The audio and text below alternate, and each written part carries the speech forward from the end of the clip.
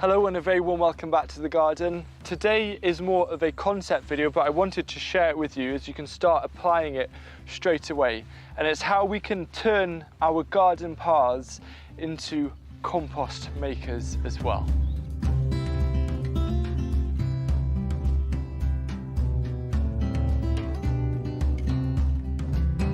The concept for this video is actually heavily inspired by Liz Zorab and her approach to wood chips. So let's hear from her how she uses that, and then we're going to build upon that idea to actually create compost from our pathways.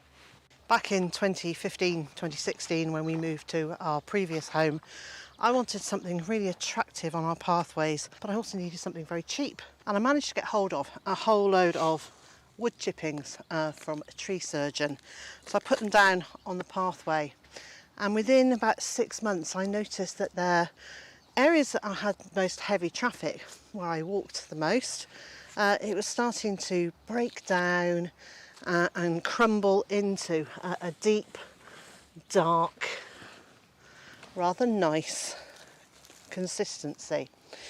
And so with the action of the wind and the rain and me walking on it, and also the ducks walking on it and pooping on it, the wood chips very quickly started to look like compost. And so once it got to a stage where it started really looking like compost, I would just scoop it up and put it straight into the raised beds, and then replace that section with fresh wood chips.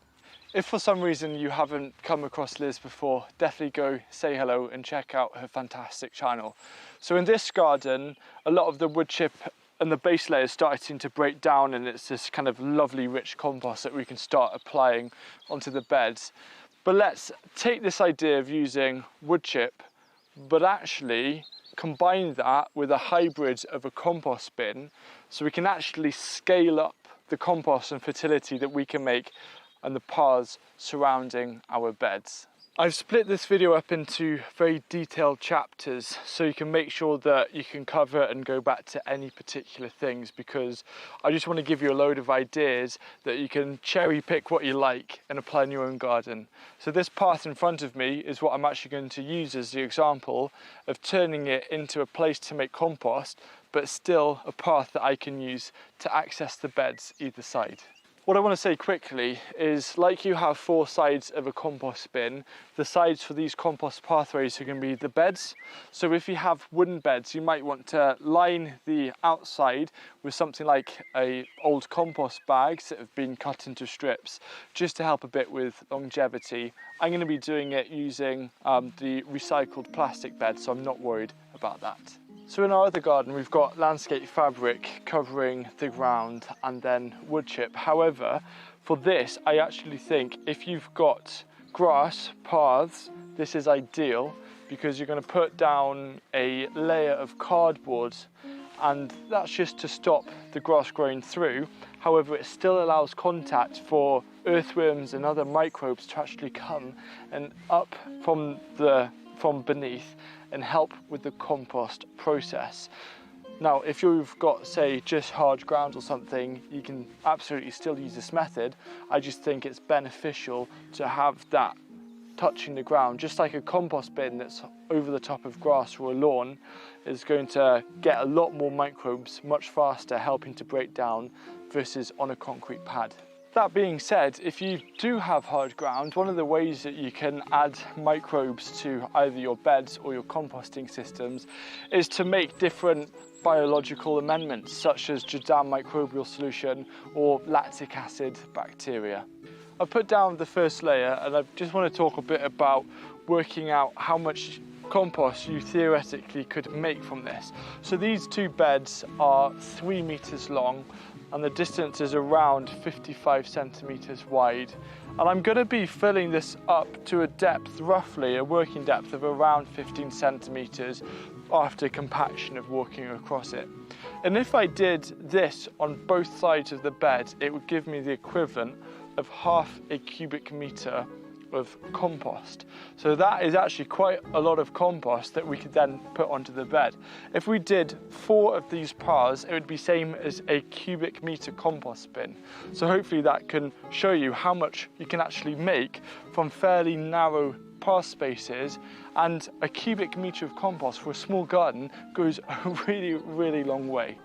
So just to put this into context with how beneficial this theoretically could be, if this single pathway here between these two beds was turned and is made to about 15 centimetres depth after compaction and then it broke down, that's a quarter of a cubic metre. To mulch a 3 by 1.2 metre bed like the one next to me with 3 centimetres, which is on the higher side of compost, you only need 1/10 of a cubic metre. So theoretically one pathway could mulch both beds either side, or you could actually create a shallower path and just mulch one of the beds. So each path translates to mulching one of the beds with compost. So again, very theoretical, but I think this will work. This is a potential way to actually do away with compost bins, which take up a lot of space for small space gardens. So the first thing I'm going to do is I've got some wood chip here, and this is going to act as kind of the base layer, just like a normal path.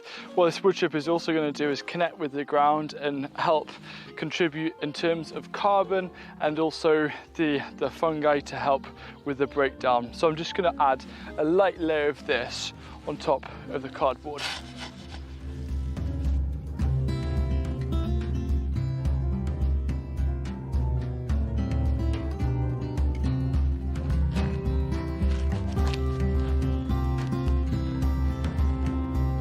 So this wood chip has actually come from the clearing of trees that came down during the winter storms. It's great because they actually add a bit of air pocket at the base, because now this is where the fun begins, where we actually start treating this like a compost bin. So the first way to start filling up these composting piles is actually with the weeds that you get from the beds. Just chuck it on top. So just like a compost bin, you start bringing your materials to this path. And so I've been putting down cardboard, grass clippings, weeds, etc. And also, one of the core parts of a compost is actually water. So if it's really dry like this and you're setting one up, it's a good idea to give it a good soaking.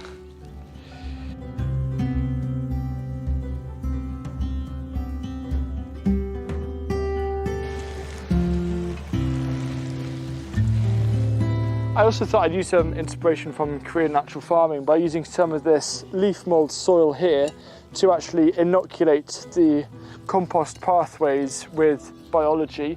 If you don't have access to this, a well broken down homemade compost will also do the trick. One of the ways to actually speed up the composting for the system is actually by walking over the material. The reason why is that your weight is going to help break up the organic matter and the organic material, and then further help with the breakdown. So whenever possible, walk over this whenever you visit the garden, add some more material, and it's almost like a lasagna that you keep building up, but you try and walk over it as much as possible. My plan for this compost pathway is to keep on adding stuff to it for the next 3 weeks, and then turn it every 2 weeks, obviously continuing to add material.